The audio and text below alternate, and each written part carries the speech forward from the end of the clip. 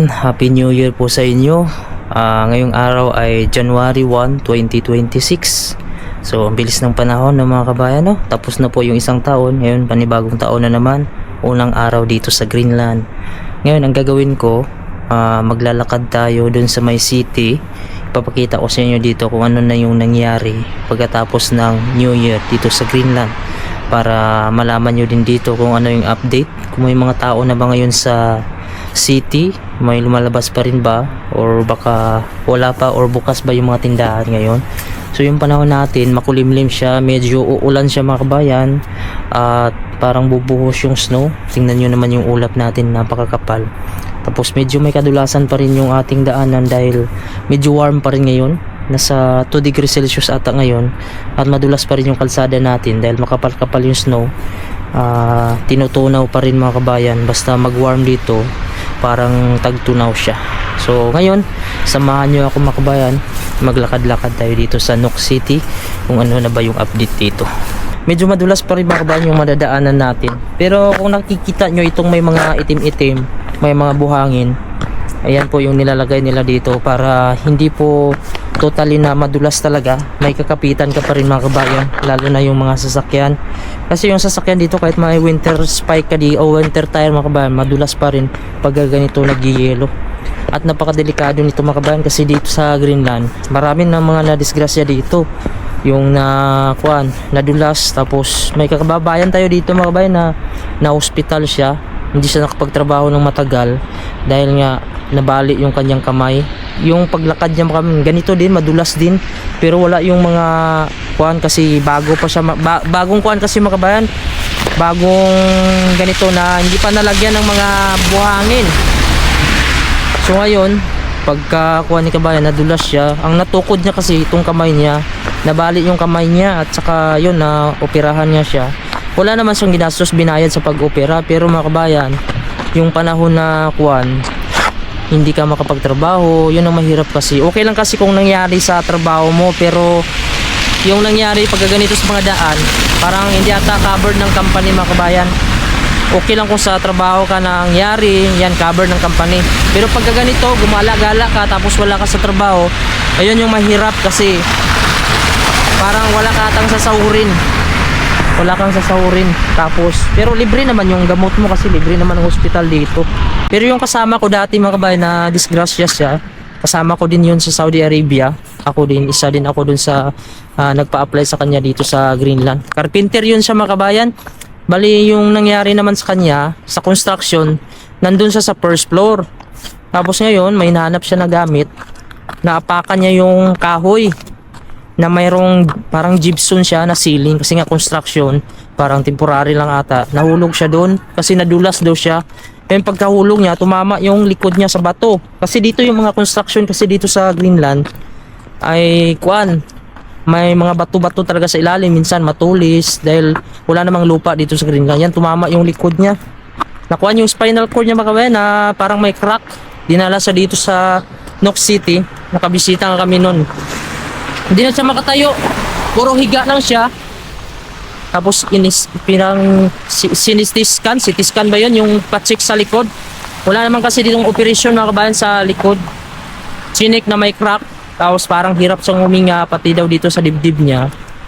Ayun, dinala siya sa Denmark. Maganda dito yung hospital ng Denmark mga kabayan, kompleto talaga. Parang hindi ako makapaniwala na gagaling pa siya, talagang nakuhan talaga, no, na himala talaga yung nangyari sa kanya. Pati siya mga kabayan, ang iniisip niya na talaga na kahit mabuhay man sa mga kabayan sa kanya, pero parang isip niya parang maparalyze na talaga siya, kasi ang sakit ng likod niya, parang hindi talaga siya makabangon. Ang galing ng kuhan sa Denmark, yung hospital nila. Mga 1 buwan siguro yung pahinga yung mga kabayan, nakapagtrabaho agad siya. Kasi pagkatapos siya ng opera ng Denmark, siguro nakapagpahinga siya dun sa Denmark bago ng operasyon niya, mga 1 buwan. Tapos pagkatapos niya mga kabayan, dinala siya dito, bumalik siya dito sa trabaho niya, nagpahinga din siya hanggang siya nakalakad siya. Ayun, normal na siya mga kabayan, maglakad, nakapagtrabaho na ulit siya sa construction. Ito yung mga daanan dito. Kapag dito ka mga kabayan, umapak dito pagka ganito, ayan, so napakadulas niyan. So mabuti nga dito yung mga dinadaanan natin, meron siyang mga buhangin na nilagay nila dito para pa para pag naglakad ka hindi po siya madulas. Dati sa Pilipinas mga kabayan, pagkatapos ng bagong taon yan kinabukasan, parang malungkot ako kasi sa Pilipinas mga kabayan, no? September pa lang nagsiselebrate na tayo dati ng Pasko.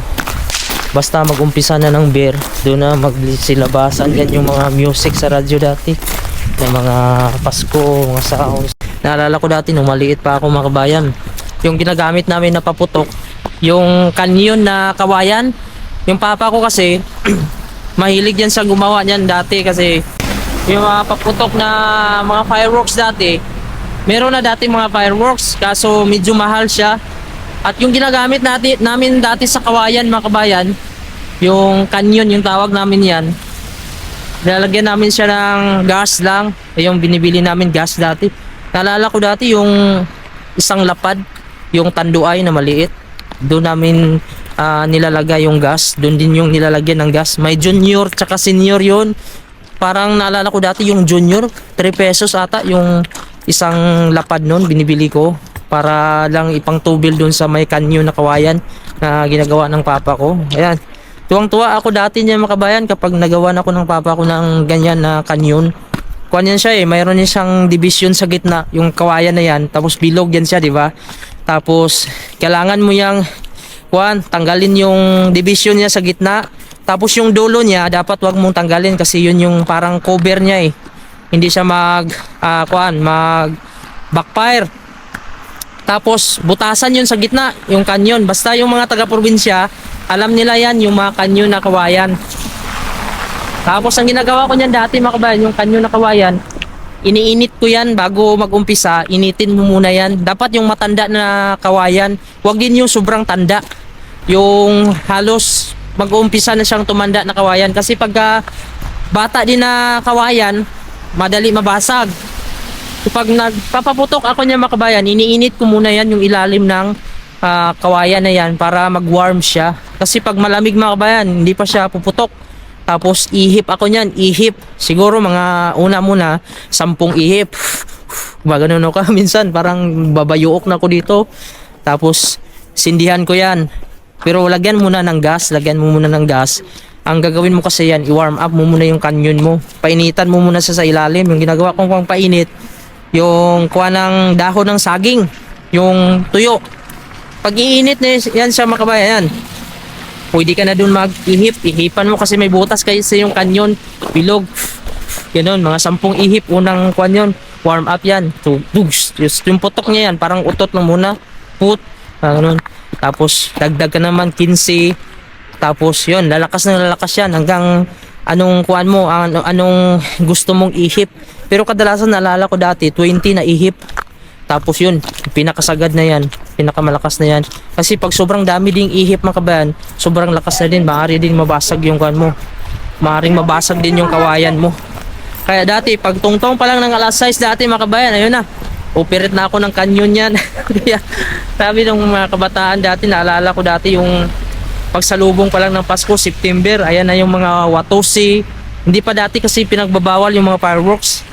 Pero nung lumaki na ako, unti-unti na lang binabawal yung mga fireworks. Tapos lumabas na yung mga kuhan, yung mga lata na mayroong karburo, tapos alcohol yung ginagamit. Ayun na, medyo social na. Kasi maliit na lang yung kuhan mo, tapos madala-dala mo na. Hindi kagaya yung kanyon. Kailangan nandun lang sa bahay mo kasi mabigat yun, mahaba yun siya. Kaya sa ngayon, hindi na din ako nakakita ngayon na may gumagamit na kanyon sa amin sa probinsya. Hindi ko lang alam sa mga kasulok-sulukan sa bundok may gumagamit pa ba na kanyon. Kasi ang madali na lang kasi ngayon gamitin ay yung makuha na lang yung mga lata na may karburo. Yan. So sa Pilipinas mga kabayan, nung kabataan ko, maalala ko talaga na saya-saya ko talaga dati kapag dumating na yung September, mga ngaruling kami niyan kasi nung bata pa ako mga kabayan, siyempre wala talaga kami noon. Halos yung mga magulang ko, yung kinikita nila, kulang pa sa pambili namin ng mga pagkain sa araw-araw. Dahil farmer naman yung papa ko at saka hindi naman ganun kalaki yung income sa farm dati. Maliit lang yung kuha ng mga negosyante. Ayan, dito tayo daan sa kuwan. Sa nagilong daanan. So ito po yung itsura dito. Wala masyadong katao-tao mga bayan, no? Kasi yung mga tao ngayon parang tulog pa ata. Bukas pa kasi mag-uumpisa yung trabaho mga kabayan dito. Ngayon kasi dito holiday pa rin. Pero may iba naman pumapasok dito. Lalo na yung mga nagtatrabaho sa grocery store. Yung grocery store ngayon ay bukas na siya. Napapansin nyo yung bahay na yun mga kabayan, no? Medyo may kalumaan na yung bahay na yun, no? Ito yung madadaan natin. Medyo makapal pa yung snow dito. Ayan, Happy New Year sa inyo mga kabayan. Bagong taon na talaga, 2026. And goodbye 2025. At ngayon, umpisa na naman ang ating buhay. Bagong taon na naman yung buuin natin. At salamat sa Diyos dahil kahit paano sa kabila ng mga pagsubok, hirap na ating dinanas mga kabayan, no? Umabot tayo ulit ngayong bagong taon, 2026. O dati naalala ko ba mga kabayan, tuwing babagong taon, pagkatapos mayroon ng mga New Year resolution. Tayo kasi dati na mga Pilipino, naalala ko pa dati yung mga uncle ko, auntie, kapag bagong taon yan, kailangan may New Year resolution yan. Kung ano yung plano mo sa buhay. Yung mga bagay na ginagawa mo dati na hindi maganda, huwag mo nang ulitin sa bagong taon. At yung sinasabi nilang bagong buhay, di ba?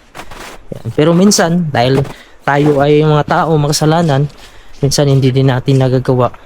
Minsan papatuloy pa rin tayo sa mga ginagawa natin mali.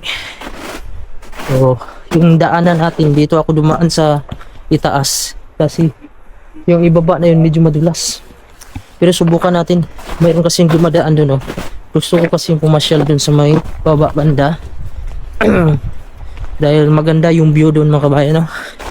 Yung oras natin dito, yun, alas 2:30 na ng hapon. Pero sadyang napakadilim at makulimlim siya. Parang uulan sa mga kabayan. Sa Pilipinas dati, maalala ko mga kabayan, pagkatapos ng bagong taon, kami na magpamilya, mga pinsan, kapatid ng papa ko, pumupunta kami sa may sapa. Kasi yung sapa sa amin doon mga kabayan, malinis siya. Mainom ngayon mga kabayan yung sapa namin. Hanggang ngayon malinis pa rin. Kasi nasa dulo kasi kami mga kabayan. Wala masyadong tao dun banda. At saka yung sapa namin, yun na yung papunta sa city. Yun, marumi na siya pag napunta na sa ng city. Ayan, tuwang-tuwa kami yan. Pagka bagong taon, kinabukasan, yan, magtipon-tipon, mga pinsan, kapatid ng papa ko. Celebration yun sa bagong taon. Pagkatapos. Pero ngayon, mag-iba na talaga yung buhay mga kabayano. Yung buhay pala ng tao mga kabayano, mag-iiba din siya depende kung ano yung gusto mo sa buhay mo. Kung hindi ko kasi pinili mga kabayano mag-abroad, malamang nandun pa rin ako sa Pilipinas. Kasi wala naman tayong ibang puntahan. Ang puntahan lang naman ng tao, abroad, ibang lugar. Kung swerte siya sa Pilipinas, dun siya mag-stay sa Pilipinas. Kasi kung ako mga kabayan, kung talagang nakapwesto lang talaga ako sa Pilipinas, yung hindi naman sobrang yaman mga kabayan na iniisip ko, yung masasabi natin na kapag nagkasakit ka, hindi mo na kailangang mangutang, kapag mayroon kang bilhin, hindi ka na kailangang mangutang. Parang nakakahiya kasi mga kabayan pag nangungutang ka, lalo na pag hindi ka pa utangin, kasi yung inutangan mo parang walang tiwala sa'yo na babayaran ka ba niya. Yung ganyan mag-iisip sila. Kaya minsan sa Pilipinas, hanggat kaya ko mga kabayan, hindi ako nangungutang. Hindi ko pa naranasan sa Pilipinas na mangutang na hindi binabayaran. Pag mangutang ako niya mga kabayan, sinisiguro ko talaga na mababayaran ko siya. Kasi parang hindi ako makatulog ba. Ayun lang ang kuwan sa Pilipinas. Wala lang talagang opportunity doon na talagang makasurvive ka. Lalo na pag may anak ka na sakitin. Tapos madalas mo hospital. Sabi nila mayroon naman daw libre na hospital sa Pilipinas. Meron akong narinig niyan mga kabayan, libre. Pero parang hindi naman lahat kasi halos naman doon ng mga kakilala ko, bakit nagbabayad naman sila. Mayroon naman silang binabayar, mayroon na silang PhilHealth. Pero ako may PhilHealth ako mga kabayan. Ang kinaltas dati 5,000 lang naman. Tapos yung bill ko 25,000, 30,000 sa hospital. Kasi yung anak ko dati na bunso, madalas nagkakasakit. Pero sabi nila, punta daw sa ano ba yun? Mayroon namang public. May public naman dun sa Jensan, pero nasubukan naman nagpila dun. Parang halos hindi ka naman maasikaso sa public. Tapos marami pang pila. So kung emergency, hindi mo talaga maasahan talaga. Okay lang kung may kakilala ka. Siguro dun, na asikasuhin ka agad, pwede. Kasi may iba naman talaga na libre doon sa Pilipinas, pero hindi naman lahat. Hindi naman masasabi siguro kung mga sa 100% na Pilipino, baka wala pa siguro 10%. Siyempre, meron talagang libre yan. Hindi naman pwede na libre yan lahat. Paano na din yung gagamitin na kuan? Kasi kung may pundo sana yung gobyerno para sa healthcare, maganda sana sa Pilipinas. Ayun lang sa akin mga kabayan, no? Kung ang sa Pilipinas, pag libre lang talaga yung hospital tsaka edukasyon, mas piliin ko na siguro mag-stay sa Pilipinas. Kasi hindi mo na iisipin yung pag-aaral mo sa anak mo at saka yung hospital mo. Wala ka nang babayaran. Ang isipin mo na lang yung pagkain mo lang, bayad sa bahay. Pero kung kasama pa hospital, edukasyon sa mga bata, tapos wala kang sapat na income, wala kang negosyo, isa ka lang temporary na, isa ka lang trabahante na minimum lang, hindi ka talaga makakasurvive sa Pilipinas. Pero dito sa Greenland mga kabayan, kahit isa ka lang ultimo dito or mababa lang yung sahod mo dito, ay hindi ka na mag-iisip dito sa anak mo na kailangan mo pang ipunan ng pera para makapag-aral siya, kailangan mo pang isipin yung hospital mo, ipunan mo. Yan, dito sa Greenland, di mo na kailangan mag-ipon dito ng malaking pera para sa pagtanda mo, mabubuhay ka. Kasi dito, hanggat edad 80, hanggat kaya mo magtrabaho dito, pwede ka makapagtrabaho. Kaya dito, madalas makikita mo dito sa mga tao, kahit matanda, nagtatrabaho sila. Dahil nga, dito sa Greenland, wala namang pinipili dito na edad sa pagtatrabaho. Medyo madulas dito. Oh, wala tayong spy kasi. Hello. Fireworks. Yeah. So dito tayo sila. Ha? Happy New Year too. Sila pag naglakad mo parang wala lang, pero ako ingat na ingat ako kasi hindi naman tayo taga dito, sila ilang dekada na sila dito. Ayan, so frozen pa rin dito, tapos dagat. So may mga tao dito sa dagat na nagpapahangin. So tingnan natin dito kung ano yung ginagawa nila. So dito tayo mga kabayan. Ayan, medyo low tide ngayon. Tingnan nyo dito yung tubig. Hindi siya naabot dito kasi pag high tide dito, abot yan dito sa gilid. So punta tayo din sa may dagat banda, bubaba tayo mga kabayan. So ingat-ingat tayo dito kasi hanggang dito napakadulas dito ng kalsada at napakakapal ng mga yelo. So medyo may mga tao na dito na pumapasyal. May tingin sila dito sa gilid. Hindi kasi malakas yung hangin ngayon mga kabayan, no? Pero hindi ko na sinama yung pamilya ko kasi napakadulas. Hindi sila pwedeng maglakad-lakad dito, lalo na mga bata. Okay lang kung malalaki mga kabayan, pwede mo ditong dalhin. Pero pag mga maliliit, mahirap, delikado. So gusto kong bumaba dito sa may dagat na to. Sarap siguro magpahangin dito. Ang dagat nila dito mga kabayan, na subukan ko, hindi naman sa maalat. Siguro dahil na lang siguro sa lamig. Ayan. So baba tayo dito. Pero may mga ice na tumigas dito. So ang gawin mo dito ka apak sa mga snow. Ayan. Kasi yung snow para lang din siyang asin or buhangin. Kaso ingat ka lang, baka nakapatong kasi sa matigas na yelo. Maaari ka rin madulas. Ayun yung tubig dito na tunawan. So dito tayo.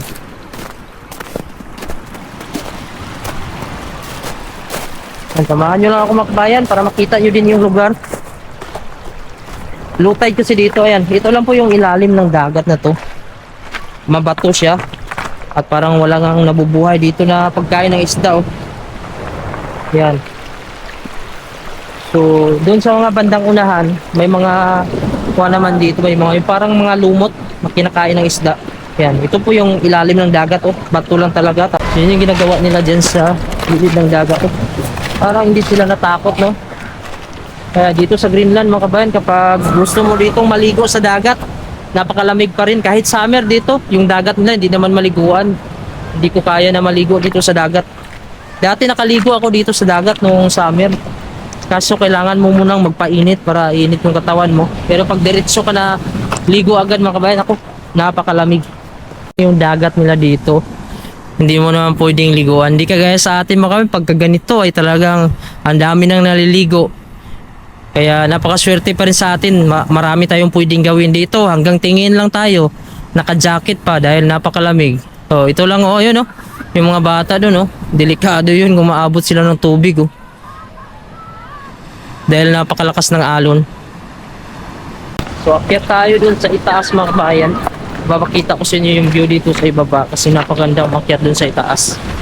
So ito dito kasi makikita mo dito tubig lang. So dito na tayo sa itaas. Bali akyat tayo dun sa may bundok dito mga kabayan. Kasi pag nasa itaas tayo makikita natin yung view dito sa baba. So yung mga tao dito, ayan, nasa sa gilid. Maya maya ay didilim na din ito mga kabayan at wala ka na makikita dito. Dahil dito winter, maiksi lang yung araw. So dito tayo sa kabila daan. Tingnan natin kung makaakyat ba tayo dito, kung di ba sobrang dulas. Kaya may nagbabike pa siya. May winter tire din yung bike niya. Kasi pag wala, tumbling na talaga mga kabayan. Akyat tayo dun sa itaas. Sana makaakyat tayo. Wala sana ditong madulas na mga yelo na sana mayroon ditong mga lupa na o buhangin. Ayan. So pag ganito yung mga buhangin bato, okay lang ito maapakan mo. Wag lang yung may mga yelo, yung ganito. Ayan o, maaari kang tumbling yan. So akyat tayo dun sa itaas mga kabayan para makita nyo dito yung ganda ng view. Pag nasa itaas tayo, napaka-relax kasi sa itaas. Yan yung statue ni Hans Egede. Yan yung nagdala ng Christianity or nagpakilala ng Christianity dito sa Greenland. So ipapakita ko sa inyo yung view dito. Yan po. Yan yung view dito. Kapag nasa itaas na tayo, makikita natin itong ganda ng view at dun sa kabila. So tara, samahan nyo ako mga kabayan bago pa mag-snow. Parang bubuhos na yung snow dun. Yan. So tara, akyat tayo mga kabayan, no? Ayan. So ganito lang yung binabalik-balikan ko dito na pwesto tuwing pumapasyal ako dahil yung view dito mga kabayan talagang napakaganda pag nasa itaas ka. Lalo na pag pagod ako. Dito ako nagpapahinga. Sa panahon ng summer, madalas ako dito at napakaraming tourist dito mga kabayan ang pumupunta. Sa panahon kasi dito ng June, kuha naman kabayan, minsan Abril, nag-o-open na po yung mga cruise ship. Hanggang September yan. May mga napunta na dito para magbisita sa Greenland. Dahil ang Greenland ay isa sa mga isolated na lugar ito. Kaya yung iba, gusto nilang mapuntahan dito kung ano yung itsura ng lugar. Ano ba yung buhay ng mga tao dito? Ayan. Kung iisipin mo mga kabayan, no? Parang hindi mo maipaliwanag, no? Kung paano makakasurvive yung mga tao. Kasi nga, tingnan nyo naman, no? Puro bato, wala kang matamnan dito. Kung magtanim ka man dito ng kamote, mga sibuyas, mga dahon-dahon, malunggay. Wala talagang tutubo dito. Ayan, no? Paano ko magtanim nito kasi puro bato. Tapos, nabubuhay sila dito. Pag nagtrabaho ka dito, mabubuhay mo yung sarili mo, makakabayad ka ng mga pangangailangan mo, hospital libre, edukasyon libre. Pero sa Pilipinas, napakayaman, magtanim ka lang dyan sa labas ng bakuran mo, malunggay, kamote, tutubo agad, makaka-harvest ka, makakain ka. Kahit wala kang pera sa Pilipinas, makabayan kung mayroon ka lang farm, makakain ka, basta hindi ka lang maarte. Makain ka lang dyan ng saging dyan. Huwag ka nang maghanap ng mga kuwan na kung ano-anong mga bagay. Basta pagka mabuhay mo sarili mo sa pagkain, kayang-kaya mo lang kung may farm ka.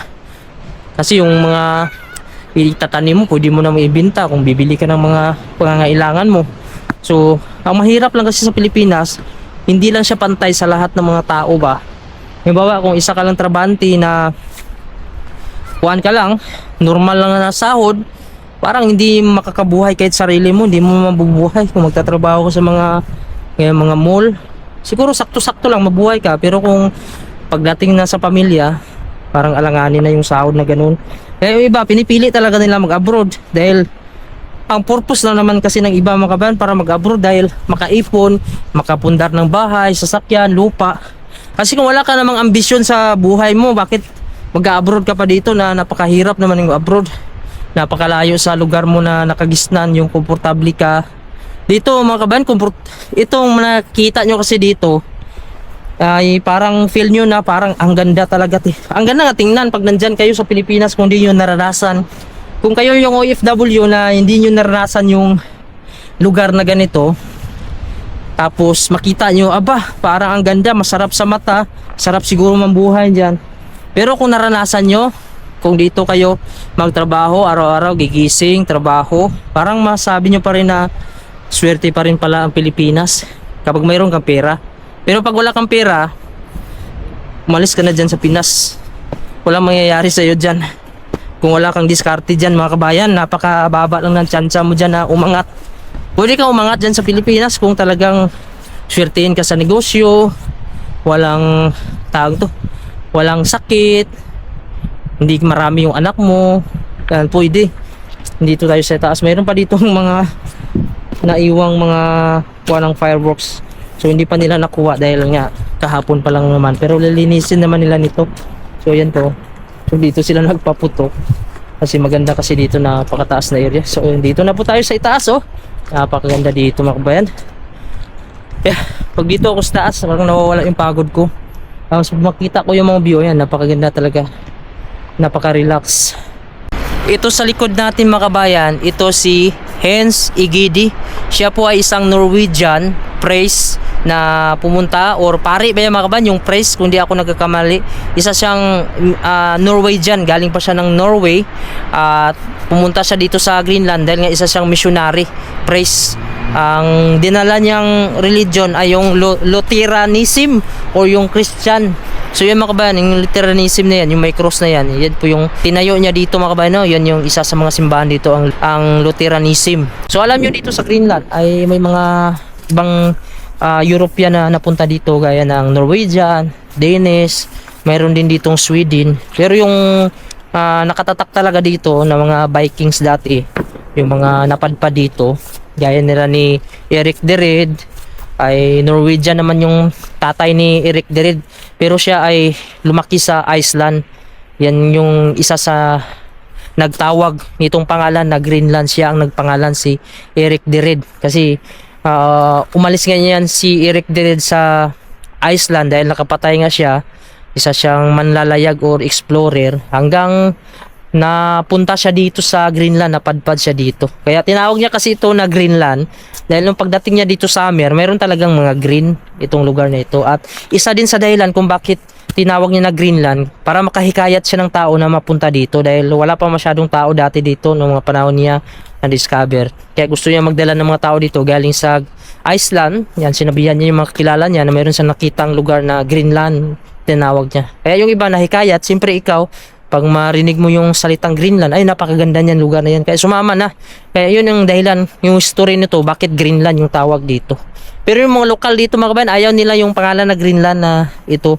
Hindi ko alam kung bakit hindi pa nila pinapalitan, bakit hanggang yun Greenland pa rin yung pangalan, kasi gusto nila tawagin sa sarili nila. Hindi pa kasi ito independent ang Greenland, under territory pa rin kasi ito ng Denmark. So gusto ko sana mga kabayan, gagala sana kami dito ng pamilya ko. Kaso iniisip ko naman, yung ice, delikado, madulas, at saka medyo uulan na siya mga kabayan, no? Parang pumapatak na yung snow. Kaya dito sa Greenland, kapag panahon talaga dito ng winter mga kabayan, napakahirap talaga dito. Kailangan mo talaga ditong makapag-adjust. Kailangan mo mag-take dito ng vitamin D dahil may time dito na parang pagod na pagod ka. Kahit wala ka namang masyadong ginagawa, parang nadidepress ka or stress yung katawan mo, hindi mo alam. Parang nakakulong ka sa bahay mga kabayan na parang gusto mong makawala eh. Yun minsan yung feeling ko. Talagang nilalabanan ko lang talaga. Mabuti nga mga kabayan, kasama ko yung pamilya ko, kasi kung hindi, parang sa totoo lang, parang mabaliw ka talaga dito. Naranasan ko dito yung mag-isa lang ako mga kabayan, na parang hindi ko talaga, sa totoo mga kabayan, hindi ito drama mga kabayan, na alam ito ng mga kababayan natin na nagtatrabaho sa mga malamig na lugar. Kahit hindi naman malamig na lugar, pag na homesick ka tapos na mimiss mo yung pamilya mo, parang feel mo parang gusto mong lumipad agad na ngayon nasa Pilipinas ka na. Naranasan ko yan dito mga kabayan ilang beses. Yung maliit pa yung anak ko, tapos pag narinig ko yung anak ko na umiiyak na yan, kasi minsan may sakit yung anak ko, nasa hospital, parang ang isip ko na dapat makauwi agad ako, parang nasa loob ako ng kabaong na parang kinukulong. Di ko alam mga kabayan, di ko talaga ma-explain. Yung time, may time na yan mga kabayan na lumabas talaga ako na siguro mga alas 9 ng gabi. Dahil winter yun, wala ka talagang makikita kundi yung mga liwanag lang ng mga poste, mga ilaw. Kasi yung utak ko parang may tumatakbo na hindi ko mapaliwanag. Habang nagbibideo call kami ni Mrs., naririnig ko yung inaiyak ng anak ko, yung ini-injectionan siya ng dextrose, na parang hindi titigil sa pag-iyak dahil hinahanap ko yung ugat para injectionan yung anak ko. Maliit pa yun, months pa lang siya, nagkasakit na agad. Ngayon mga kabayan, na puno yung utak ko, parang di ko alam, parang na blanco yung utak ko. Pinatay ko agad, parang sumakit yung ulo ko, ganun, parang napuno siya. Ang ginawa ko mga kabayan, nagbihis ako at lumabas ako, naglakad-lakad ako. Ayun, parang naimasmasan ako kasi parang nakakita kasi ako ng lugar, parang open sa akin. Kasi nung sa loob lang ako ng kwarto mga kabayan, feel ko parang kinukulong talaga ako. Kaya hindi ko alam, hindi ko maintindihan talaga. Hindi naman mga kabayan, hindi ko naman sinasabi na parang nag-iinarte. Kasi yung may iba kasi ng mga kababayan dito, pag nagsasabi ako dito ng mga karanasan, mahirap din dito yung trabaho, yung buhay. Parang sinasabi nila na bakit hindi na lang daw umuwi ng Pilipinas.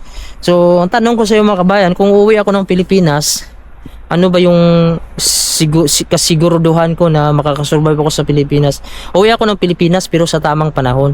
Ang sinasabi ko lang kasi dito, na hindi porket nasa abroad kami, nandito kami sa ganitong lugar, maganda na talaga yung sitwasyon. 100% talaga yung sitwasyon namin dito. Minsan kasi makikita nyo yung mga post ko dito, parang ang sarap-sarap ng kinakain ko, ang ganda ng mga bahay na natutulugan, lugar, malinis.